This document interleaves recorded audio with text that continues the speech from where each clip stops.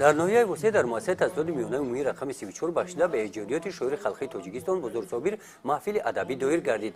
از رفت این چهاربینی معلوم گردید که درباره حیات و فعالیت شاعر خلقی تاجیکستان بزرگ صابر خوانندگان معلومات خوب دارند. شاعر خلقی تاجیکستان بزرگ صابر در دهه صوفیان ناحیه فیض‌آباد به دنیا آمده است. بزرگ صابر با جسارت اراده موضوعهای زبان، وطن، مادر، ارمان‌های ملی در ادبیات موقعی استوار پیدا کرد. در تصویرهای شاعرانه بزرگ صابر خس و خور، گل و گیاه، پیروها، سنگ و خاک، ابر و باران، در و دیوار، دیه و مزار و غیره ها جلوه تازه یافتند.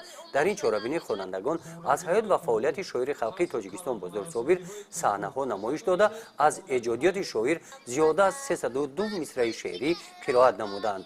ایجادیات بزرگ صابر بیش از همه پیش از همه در موضوع وطن هست، در موضوع مادر، در موضوع مردم است. بینید که یک شعر او سرود شده با نام قشلاقک من بوی چپاتی دارد، شیرینی توتی دارد که همه خرد و کلان تاجیکستان می سرایند و دیگر شعرهای مشهور او به مانند بار دیگر ساز آمد وطن در بین مردم مشهور است.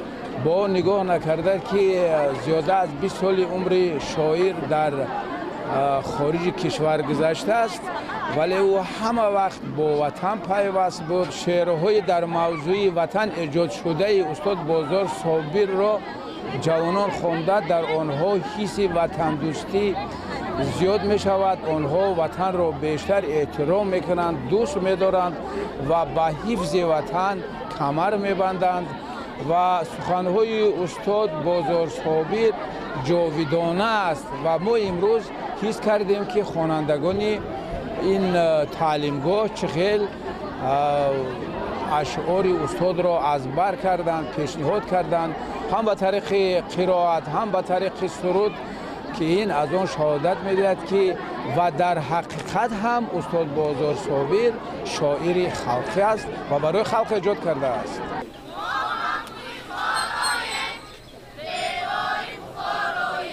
در این چهاربینی اعضایان محفل ادبی ایجادی نوقلمان ناحیه وسیع اشتراک نموده قید نمودند که برگزاری چنین چهاربینی‌ها با اشتراک نورسان حس وطندوستی، افتخار وطنداری آنها را بلند برداشته نسل نورس را در روحیه انسانپروری تربیت می‌نماید.